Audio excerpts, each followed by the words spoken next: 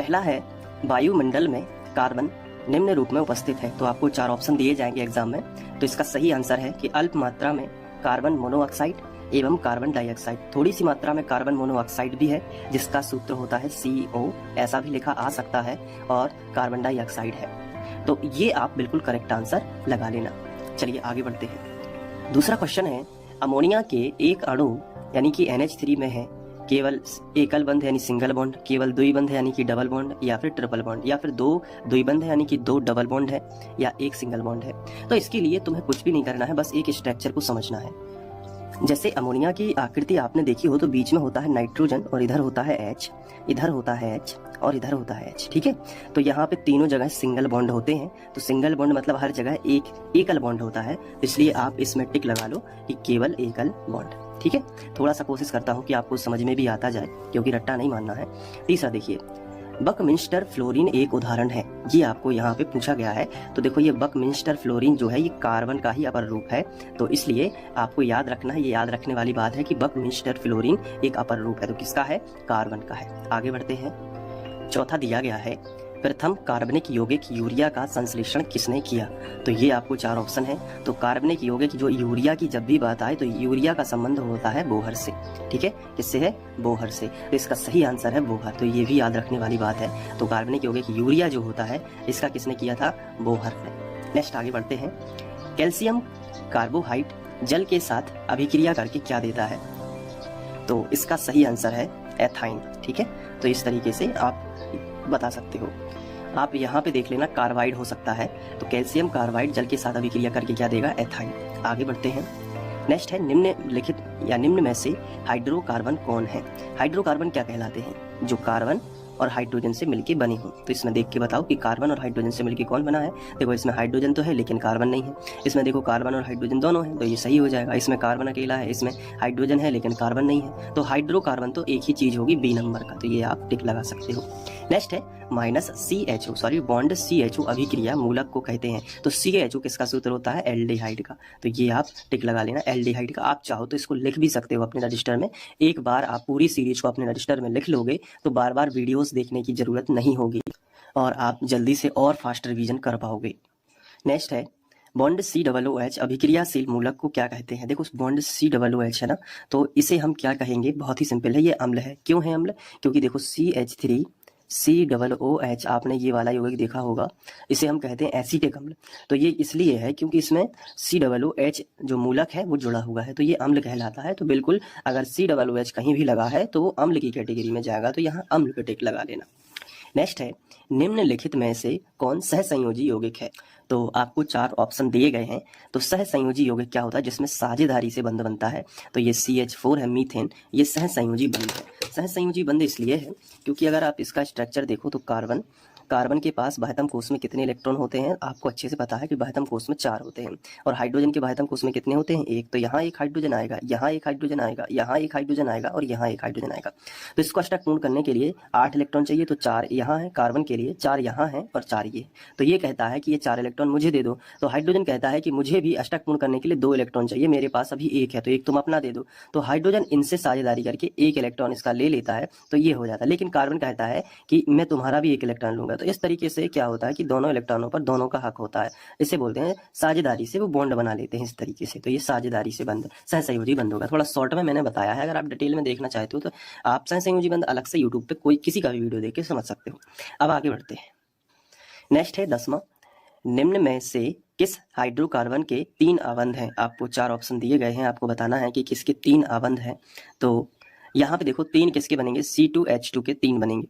ये हम यहाँ पे लिखेंगे। ऐसा इसलिए है क्योंकि जब जैसे यहाँ पे एक कार्बन लिख दिया, यहाँ पे एक कार्बन, अब कार्बन की वैलेंसी कितनी होती है? कार्बन की वैलेंसी होती है 4। तो देखो 2 हाइड्रोजन है तो 1 हाइड्रोजन इधर लग जाएगा, 1 हाइड्रोजन इधर लग जाएगा। लेकिन अभी कार्बन की कितनी होती है? वैलेंसी 4 होती है। तो 1 है तो 3 बॉन्ड हमें बीच में बनाने होंगे। तो देखो ये कार्बन कार्बन के बीच में ट्रिपल बॉन्ड हो गया। अब 3 और 1 4 और 3 और 1 4। तो हाइड्रोकार्बन के 3 आबंध किसमें है? तो इसमें होंगे C2H2। धीरे धीरे आप पे बनने लगेगा, ठीक है। तो इसलिए अभी तो आपको ये लिख लेना है अच्छे से और रीजन भी लिखते जाना है जिसकी मैं बता रहा हूँ। नेक्स्ट है, एल्कीन का सामान्य सूत्र क्या है? तो एल्कीन है तो इसमें क्या होता है? कार्बन के दुगने हाइड्रोजन होते हैं। तो CN है तो H2N है। तो यहाँ पे आपको इसमें सही टिक लगा देना है। नेक्स्ट लेते हैं, इथाइल एल्कोहल का अणु सूत्र है। आपके पास 4 ऑप्शन है, आपको बताना है कि इथाइल एल्कोहल का अणु सूत्र क्या है। तो बहुत ही सिंपल है, इथाइल एल्कोहल बोल दो चाहे एथिल एल्कोहल बोल दो, C2H5OH ही होता है, तो बी नंबर का सही रहेगा इसमें। नेक्स्ट है चीनी का रासायनिक सूत्र क्या है। चीनी का रासायनिक सूत्र कई बार एग्जाम में पूछा गया है, तो इसका सी नंबर का सही है, जहाँ C12 होते हैं, H22 होते हैं और O11 होता है। तो ये देखो चीनी का सूत्र है। नेक्स्ट है CnH2n+2 निम्न में से किसका सामान्य सूत्र है। CnH2n+2, तो ये आपको बताना है। देखो दुगने से 2 अधिक हैं, तो बिल्कुल सिंपल सी बात है, एल्केन होता है। एल्केन का सामान्य सूत्र याद रखना CnH2n+2, ये होता है किसका, एल्केन का। आप लिख भी सकते हो, अभी एल्केन का पूछा आपसे, एल्किन का पूछा होता या एल्किल का पूछा होता तो CnH2n+1, एक कम कर दिया तो एल्किल बन गया। देखो इस चीज को तो आपको समझना पड़ेगा, ये एल्किल बन गया। अगर इसमें एक और कम कर दिया तो CnH2n, ये बन गया आपका एल्कीन। और मैं बता देता हूँ, अगर CnH2n-1 कर दिया तो ये आपका बन गया एल्काइन। आप चाहो तो इसे लिख सकते हो कहीं पे भी, बहुत ही इंपॉर्टेंट इन्फॉर्मेशन है, इसमें से एक ना एक आपको जरूर आएगा। आगे बढ़ते हैं। तो इसके बाद आप देखिए ग्लूकोज का रासायनिक सूत्र आपसे पूछ लिया गया है, तो ग्लूकोज का रासायनिक सूत्र तो आना चाहिए C6H12O6, बिल्कुल टेंशन वाली बात नहीं है। कार्बन से दुगने हाइड्रोजन और कार्बन के बराबर ऑक्सीजन, तो इसका बी नंबर का सही होगा। आगे बढ़ते हैं 16वें नंबर पर। कार्बोनिल ग्रुप प्रतिकारक कौन है। कार्बोनिल ग्रुप तो CO कार्बोनिल है, कोई टेंशन की बात ही नहीं है। तो इस तरीके से आप बना सकते हो कि कार्बोनिल क्या है। सॉरी, यहाँ पे पूछा गया है प्रतिकारक, तो प्रतिकारक ना पूछा गया है तो इस पे टिक लगाना, ठीक है। प्रतिकारक आपसे पूछा गया है, कार्बोनिल ग्रुप नहीं पूछा गया, उसका प्रतिकारक तो बॉन्ड COOH, यानी कि यहाँ पे अम्ल वाला प्रतिकारक COOH, जिसे हम एसीटेट आयन भी बोलते हैं। अब देखिए आगे, हीरा और ग्रेफाइट कार्बन के क्या है। हीरा और ग्रेफाइट दोनों, तो ये तो अपर रूप है ना आपस में एक दूसरे के, तो हीरा और ग्रेफाइट आपस में एक दूसरे के क्या है, अपर रूप है। नेक्स्ट क्वेश्चन है, मेथेनोइक अम्ल का सामान्य नाम क्या है। यहाँ पे 4 ऑप्शन आपको दिए गए हैं, तो मेथेनोइक अम्ल को हम फॉर्मेनिक या फार्मिक अम्ल भी कहते हैं। और मेथेनोइक अम्ल कहाँ पाया जाता है, बिच्छू के डंक में, चींटी के डंक में मेथेनोइक अम्ल पाया जाता है, तो ये याद रखना, उसको हम फार्मिक अम्ल भी कहते हैं। नेक्स्ट क्वेश्चन है, नाइट्रोजन अणु में कितने सहसंयोजी बंध है। आपको 4 ऑप्शन दिए गए हैं, नाइट्रोजन अणु में कितने सहसंयोजी बंध है।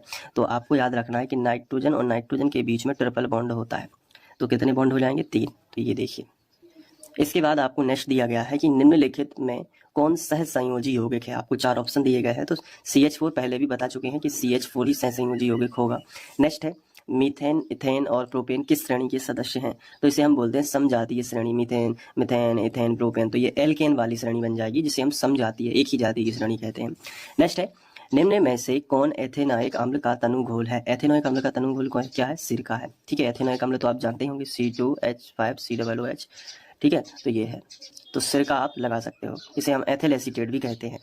आगे बढ़ते हैं, हेक्सेन का रासायनिक सूत्र है। हेक्सेन का रासायनिक सूत्र क्या है, तो हेक्सेन का होता है, देखो यहाँ पे C6 है, अब हेक्सेन है तो C6 तो होगा, तो यही करेक्ट कर देना, क्योंकि कहीं भी C6 नहीं है तो बिल्कुल बिना देखे C6 वाले पे ही क्लिक कर देना।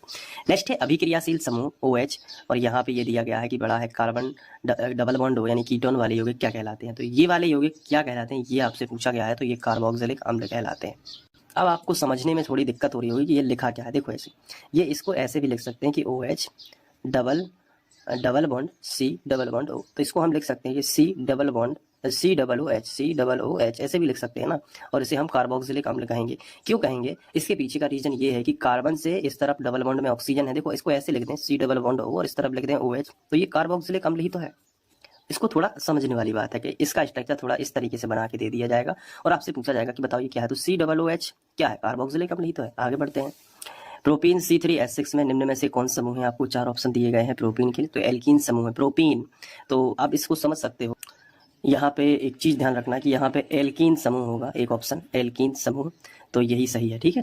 नेक्स्ट है, प्रोपीन C3H6 में निम्न में से कौन समूह है। आपको 4 ऑप्शन दिए गए हैं प्रोपीन में, तो आपको यहाँ पे लिखा है प्रोपीन C3H6 में कौन है, तो C3 है ना, तो C3 ही होगा, C3 के साथ C3 ही जाएगा, तो ये समूह की बात हो रही है, क्योंकि C3H8 लगा देना। अब आ जाते हैं 27वें नंबर के क्वेश्चन पे, कार्बन और हाइड्रोजन से बने यौगिक को क्या कहते हैं। कार्बन और हाइड्रोजन से, तो हाइड्रोकार्बन पहले भी देख चुके हैं। ये थोड़ा सा हम कह सकते हैं कि ये क्वेश्चन इस तरीके से बदल के आ सकता है। देखो एक ही है, एक ही चीज, पहले जो था उसका तरीका पूछने का अलग था, इसका तरीका पूछने का अलग है, लेकिन दोनों एक ही चीज है। तो हाइड्रोजन कार्बन और हाइड्रोजन यानी हाइड्रोकार्बन। नेक्स्ट है, दोहरे आबंध वाले हाइड्रोकार्बन को कहते हैं, दोहरे आबंध वाले यानी डबल बॉन्ड जिसमें हो उसे हम हाइड्रोकार्बन क्या कहते हैं, एल्कीन कहते हैं। बिल्कुल सिंपल सी बात है, एल्कीन। क्यों, जैसे कार्बन कार्बन के बीच में डबल बॉन्ड लगा दिया तो यहाँ पे एक H आएगा, 2 H आएंगे, क्योंकि 4 होती है कार्बन की वैलेंसी, तो 1 2 3 4। यहाँ पे भी कार्बन, तो 1 2 3 4 तो हो गए ना कार्बन कार्बन के 4 बॉन्ड। तो ये डबल बॉन्ड वाले को क्या बोलेंगे, CH2, डबल बॉन्ड CH2, और इसे हम क्या कहते हैं, एल्कीन। ठीक है, क्योंकि डबल बॉन्ड है तो इन लगाते हैं, ऐसे भी आप समझ लो। ट्रिपल बॉन्ड है तो आइन लगाते हैं। IUPAC मैंने सिखा रखी है, वीडियो जरूर देख लेना, उसमें आपको पूरा समझ में आ जाएगा। आगे बढ़ते हैं। अपमार्जक से बनाए जाते हैं शैम्पू, ये इजी सर्फ क्या बनाया जाता है, तो आपको बताना है कि ये सभी सब बनाए जाते हैं अपमार्जक से। ठीक है, नेक्स्ट है मेथिल एल्कोहल का IUPAC नाम क्या है, मेथेनॉल। इतना सिंपल है, मेथेनॉल। तो ये हैं 30 MCQs जो आपको बहुत अच्छे से कर लेने हैं।